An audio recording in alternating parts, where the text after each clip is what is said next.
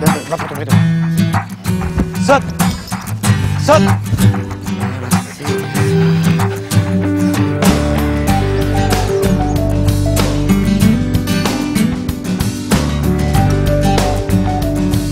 Toujours en Bretagne, nous sommes maintenant à la pension canine des Abers, appelée plus communément la PK.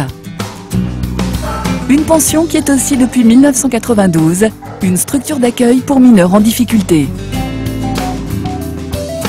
Son directeur, Jean-Joseph, accueille ici en internat des jeunes de 14 à 17 ans qui lui sont confiés par l'aide sociale à l'enfance et la protection judiciaire de la jeunesse.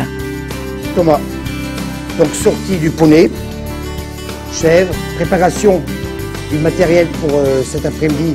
En respectant leur anonymat, nous avons suivi quelques-uns de ces mineurs qui réapprennent ici à vivre en société. Des jeunes qui travaillent tour à tour auprès des chiens de la pension canine ou des animaux de la ferme familiale. À chaque journée, une mission différente effectuée avec l'aide de leurs formateurs. Les chiens et les animaux, c'est un bon outil, à mon avis, de socialisation. Parce que notre but aussi de l'association est de garantir un accueil individualisé, mais quand même dans un lieu qui doit garder une dimension quasi familiale. Le but est de donner des points de repère éducatifs, très structurants, et aussi essayer d'amorcer un changement dans leur histoire. Donc bien sûr fait en général de souffrance, de rupture, de vide affective et de confusion. C'est bien ça, Chanel, ouais. J'ai été placé à l'âge de 3 ans, après dans une famille d'accueil, quoi.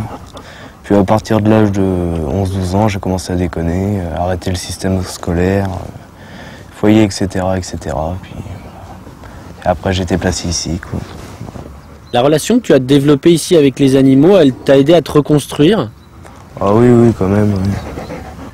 Déjà apprendre à avoir des liens, déjà de redonner de l'amour, s'occuper des autres aussi, quoi, ce que je faisais plus. Puis bah après on reprend les bases, quoi, les bases de la vie, puis après on va essayer de sortir d'ici la tête haute, quoi, c'est tout. Ça me plaît, quoi, les animaux, vu qu'avant j'étais pas du tout là-dedans, j'étais plus dans la délinquance. Donc maintenant je préfère me calmer et rester avec les animaux, quoi. Parce que les animaux, ils ressentent quand vous êtes énervé ou vous allez pas bien. Donc après, moi je voulais pas que ça retombe sur eux, quoi. Eux, ils ont rien fait. Donc ils feront des bêtises comme nous, ça c'est clair, vu qu'ils sont petits.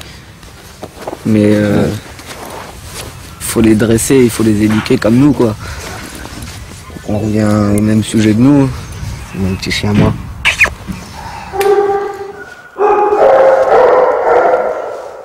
Il y a des moments où on va pas très bien et puis bah je sais que si j'en parle à un chien, il va pas me repousser, quoi. Puis c'est des sentiments en fait. Le seul travail qui me fait tenir, c'est être avec des chiens, quoi.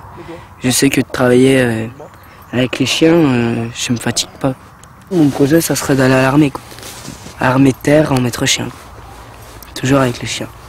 Ah, suis-moi, on est au pied.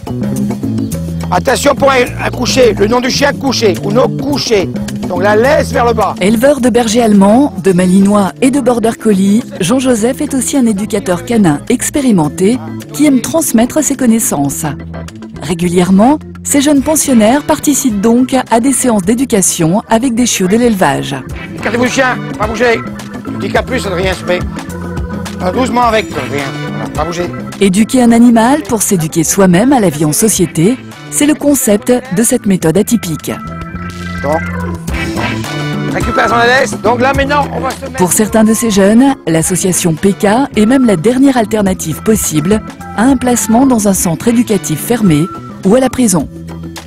Il faut savoir qu'on a des jeunes qui n'ont pas suivi un trajet normal, donc qui n'ont pas grandi, qui ne se sont pas éduqués aux autres normalement.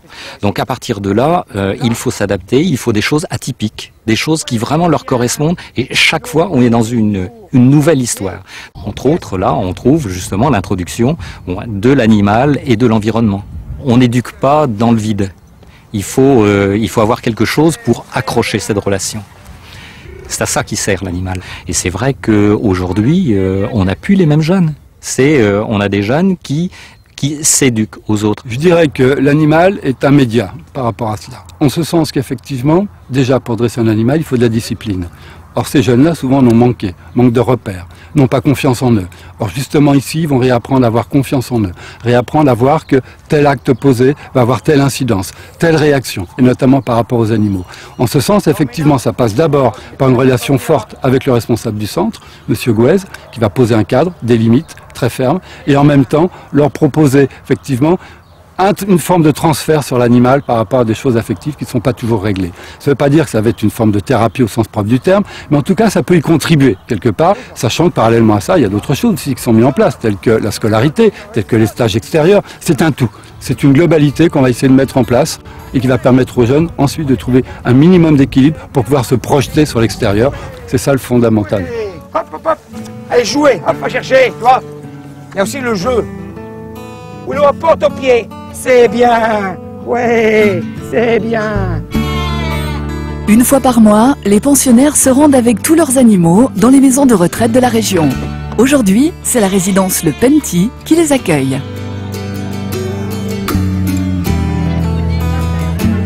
En confiant aux jeunes l'animation de ces rencontres, Jean-Joseph tente de les responsabiliser, mais aussi de valoriser le travail qu'ils effectuent quotidiennement auprès des animaux.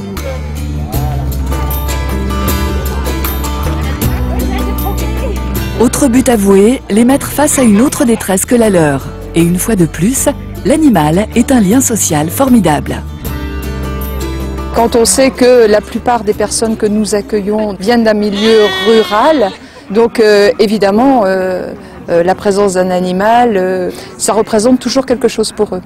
Et alors, ce qui vient compléter justement cette présence, ce sont les jeunes.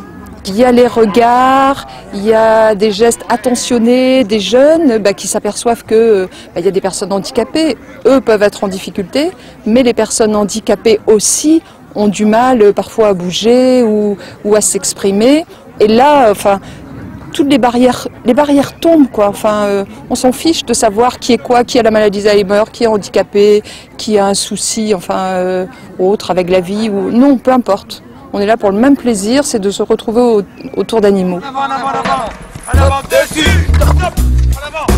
Durant leur séjour, de quelques mois à plusieurs années, certains souhaitent adopter un chien. La plupart du temps, c'est une requête qui est acceptée car c'est un acte d'amour qui les responsabilise et les fait mûrir. Ces jeunes reprennent aussi l'école qu'ils ont souvent arrêtée très tôt. Il n'est pas rare non plus qu'ils trouvent un métier ou une passion en rapport avec le monde animal.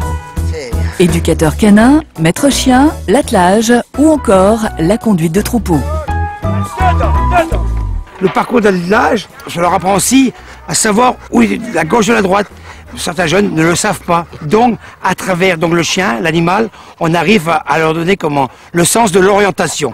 L'agility, c'est un sport qui est reconnu par la Société centrale canine. Donc, on fait aussi participer nos jeunes sur des petits championnats. Et donc là, c'est aussi pour apprendre à contrôler leur stress. Et tout à l'heure, vous verrez que le travail avec le chien et le troupeau, donc c'est pour apprendre aussi le périmètre de sécurité, quelle limite il ne faut pas franchir avec les animaux. Donc pour moi, chaque discipline a une importance pour apprendre certaines choses de la vie, quoi.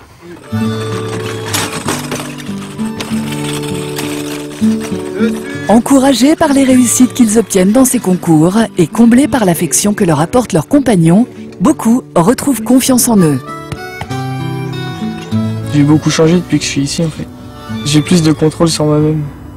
On change de vie quand on vient ici. Et puis après on a un chien qui est confié, voilà, c'est la récompense quoi. Elle est très proche de moi en fait. Elle dort avec moi. Puis voilà, je la sors tous les jours, elle me comprend, j'ai l'impression qu'elle me comprend. Ouais, elle m'a beaucoup aidé. C'est comme si c'était mon frère, un truc comme ça, quoi, mon chien. C'est un compagnon, quoi. La journée, dès que je vais au chenil, je lui donne sa nourriture. Et après, le soir, vers 6h, je vais le balader là sur le terrain, je le travaille un peu. Et voilà. Je le caresse, je joue avec lui. Depuis 1 an et demi, j'ai pas fait une seule bêtise. Pour toi, c'est grâce à l'environnement, grâce aux animaux? Oui, c'est surtout grâce à mon chien. autrement je crois que j'aurais pas tenu. En 10 ans, grâce aux animaux, près de 50 jeunes se sont ici rachetés une conduite. Une très belle réussite.